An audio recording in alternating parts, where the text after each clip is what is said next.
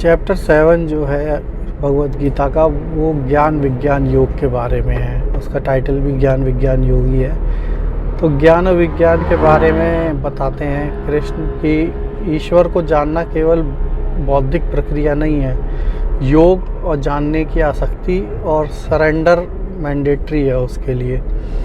तो एक ज्ञान और उसका विज्ञान प्रत्यक्ष बताते हैं कि जान लेने के बाद इस संसार में कुछ भी जानने योग्य शेष नहीं रहता। लेकिन इसे जानते कौन लोग हैं? तो वो कहते हैं कि अधिकांश लोग तो सत्य की खोज नहीं करते हैं, जो करते भी हैं उसमें से विरले ही होते हैं जो इस सत्य के बारे में जान पाते हैं। मतलब लाखों लोग कोशिश करते ही नहीं हैं, और फिर लाखों लोग कोशिश करने वाले जो होते हैं उसमें से भी कुछ विरले ही होते, जो बचे हुए कुछ लोग कोशिश करने वाले होते हैं उसमें से कुछ विरले ही होते हैं जो इसे जान पाते हैं। और प्रकृति और परम तत्व का रहस्य बताते हैं फिर वो कि भूमि, जल, अग्नि, वायु, आकाश, मन, बुद्धि और अहंकार, ये उनकी 8 प्रकार की भौतिक प्रकृति है, मतलब मटेरियलिस्टिक हैं। और ये संसार जो है, सृष्टि पूरी 2 तरह की प्रकृति से बनी हुई है, परा और अपरा। परा यानी मटेरियलिस्टिक वर्ल्ड, और अपरा यानी कि कॉन्शियस वर्ल्ड, चेतन वर्ल्ड। और उन दोनों का, इन सब का मूल जो है वो एक ही है। वो कृष्ण बताते हैं कि इन सब का मूल मैं स्वयं हूँ, यानी कि हायर कॉन्शियसनेस खुद है। कृष्ण की सृष्टि का कारण भी हैं और अंत भी हैं, उनसे श्रेष्ठ कुछ नहीं है। ये संपूर्ण जगत चेतना धागे में पिरोए हुए मोतियों की तरह है। ये संपूर्ण मतलब जो मटेरियलिस्टिक वर्ल्ड, कॉन्शियस वर्ल्ड, ये सब पूरा वर्ल्ड जो है धागे में पिरोए हुए मोतियों की तरह है। तो इस तरह से वो बताते हैं। फिर वो अपनी इसी चीज़ को डिटेल में बताते हैं कि तुम मुझे पहचानोगे कैसे। वो एक इशारा करते हैं, अब उस पर ही समझना पड़ेगा। तो अलग अलग लोग अलग अलग तरीके से समझते हैं, तो मैं वो सीधा बताता हूँ। वो कहते हैं कि मैं जल में रस हूँ, सूर्य चंद्रमा में प्रकाश हूँ, वेदों में प्रणव हूँ, प्रणव मतलब ओमकार को बोलते हैं, तो वेदों में प्रणव हूँ, आकाश में शब्द हूँ, पुरुषों में पुरुषार्थ हूँ, मैं पृथ्वी में पवित्र गंध हूँ, अग्नि में तेज हूँ, समस्त प्राणियों में जीवन हूँ, तपस्वियों में तप हूँ, समस्त प्राणियों का सनातन बीज और बुद्धिमानों की बुद्धि, तेजस्वियों का तेज, बलवानों का निष्काम बल हूँ, और प्राणियों में धर्म के अनुसार जो की गई इच्छा है, कामना है, मैं वो हूँ। तो इस तरह से वो एक इशारा बताते हैं कि वो कहाँ कहाँ पे अपने शुद्धतम रूप में प्रकट होते हैं। ऐसा ही है जैसे कि प्रकाश है, प्रकाश को हम नहीं देख सकते, लेकिन प्रकाश को अनुभव किया जा सकता है। वो जिस चीज़ से टकराता है उस कलर का दिखाई देता है। तो ऐसे ही वो अपनी प्रकृति के बारे में बताते हैं कि जहाँ जिस रूप में मेरे को प्रत्यक्ष देखा जा, मतलब महसूस किया जा सकता है, वो इशारे देते हैं। फिर वो बताते हैं गुण, माया और अज्ञान के बारे में कि ये क्या है। वो कहते हैं प्रकृति के 3 गुण होते हैं, सत्व, रज और तम। सत्व जो होता है उसका आधार जो होता है, वो उसका जो आउटकम होता है वो शांति होता है। रज का आउटकम होता है गति होता है, और तम का आउटकम जो होता है वो सुस्ती होता है। तो ये कहते हैं ये प्रकृति के 3 गुण जो है मनुष्य को मोहित रखते हैं, अपने में एक तरीके से डिल्यूजनल प्रॉपर्टी रखते हैं, और सत्य को ढक देते हैं। वो बोलते हैं कि मैं इन तीनों गुणों के परे और अविनाशी हूँ। ये गुण तो बदलते रहेंगे, लेकिन वो उनकी जो ट्रू नेचर है वो नहीं बदलती है। फिर वो बताते हैं कि इस माया को पार करना कठिन है, पर सरेंडर अगर कोई करता है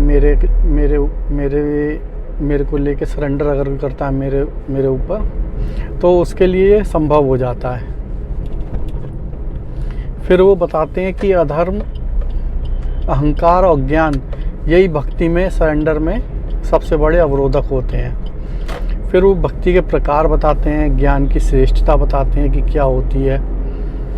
वो कहते हैं भक्ति के 4 प्रकार होते हैं, 4 तरह से मतलब भक्ति की जाती है। दुख से जो दुखी है वो करेगा, जिज्ञासा से जो जिज्ञासु है वो करेगा, लाभ की इच्छा रखते हुए और ज्ञान से।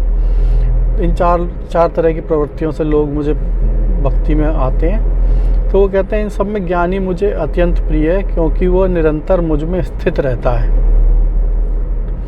अनेकों जन्मों के अंत में ज्ञानी जान लेता है कि वासुदेव ही सब कुछ हैं, और उन्हीं से सरेंडर से ये सब पाया। मतलब असली ज्ञान का जो सरेंडर है, भक्ति जो जहाँ पे सरेंडर करते हैं वो वासुदेव में ही है। तो फिर वो कहते हैं ऐसा महात्मा भी मिलना दुर्लभ है जो इस प्रकार से, वो तो पहले भी उन्होंने बताया है कि जो कुछ ही लाखों में से कुछ लोग उनको पाने की कोशिश करते हैं, उसमें से कुछ ही जान पाते हैं। तो इसी बात को दोबारा बताते हैं कि ये ऐसा सरेंडर किया हुआ ज्ञानी जो है वो पाना बहुत मुश्किल है।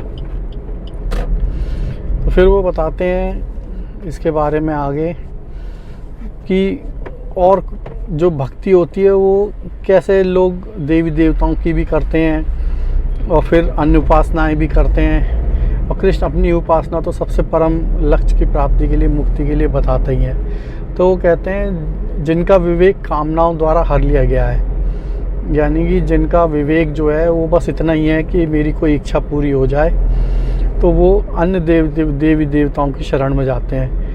और कामनाओं से प्रेरित उपासनाएं जो होती हैं वो सीमित फल देती हैं। मतलब देवी देवताओं के पास जाते हैं, जितनी उनकी इच्छाएं होती हैं वो पूरी हो जाती हैं। फिर उनकी वहाँ पे कामनाएं पूरी होने के बाद उनका भक्ति भी जो है वो सीमित ही होती है।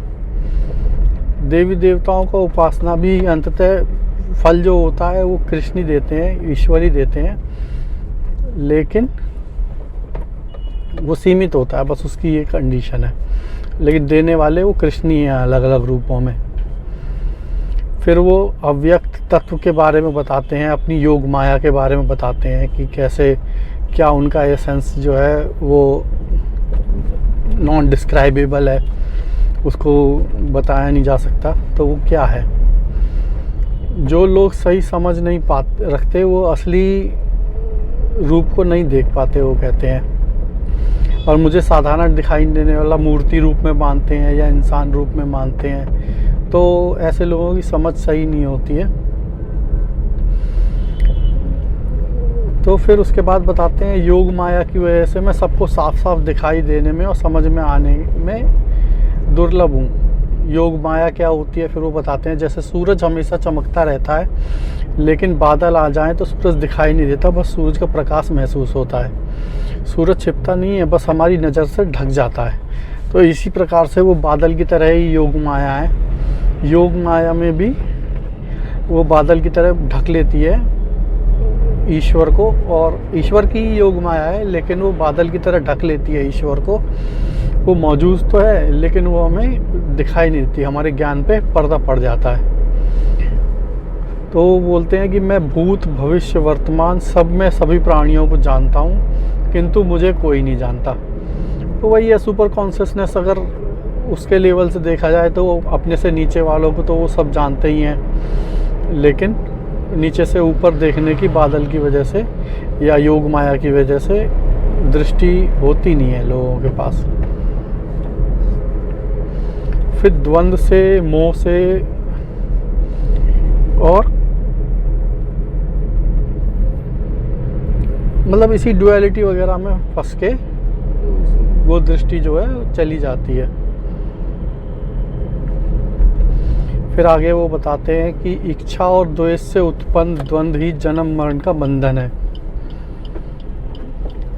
ये वो पहले भी कई बार बता चुके हैं कि इच्छा और द्वेष जो होता है उससे ये जन्म मरण का बंधन दोबारा बन जाता है, मतलब माइंड एक लूप में फंस जाता है। तो वो सरेंडर ही एक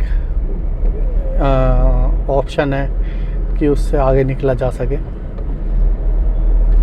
फिर वो बताते हैं जिनके पाप नष्ट हो चुके हैं वो पुण्य कर्म करते हैं, ऐसे मनुष्य द्वंद्व से मुक्त होकर भक्ति में स्थिर हो जाते हैं। तो बेसिकली अब उनका जो प्रोजेक्टाइल है कृष्ण का वो भक्ति की तरफ आ गया है। वो बता रहे हैं, उन्होंने एक एक करके सबको श्रेष्ठ बताया और सबके बारे में डिटेल बताया और सबके आउटकम बताए। अब वो सरेंडर के ऊपर मेन फोकस कर रहे हैं, लेकिन कैसा सरेंडर, एक ज्ञानी का सरेंडर, ये इम्पॉर्टेंट है। अगर ज्ञान नहीं होगा तो सरेंडर भी अंधभक्ति बन जाएगा। फिर उसके बाद वो बताते हैं कि अब वो टेक्निकल हो जाते हैं थोड़ा सा, कि टेक्निकलिटी, वो टेक्निकल वर्ड्स का यूज़ करते हैं और डिटेल में बताते हैं अगले चैप्टर में। लेकिन यहाँ पे बस एक इंट्रोडक्शन टाइप का दिया हुआ है कि जो जरा यानी कि बुढ़ापा, मृत्यु और मुक्ति चाहता है, उसे ब्रह्म, आध्यात्म और कर्म का बोध होता है।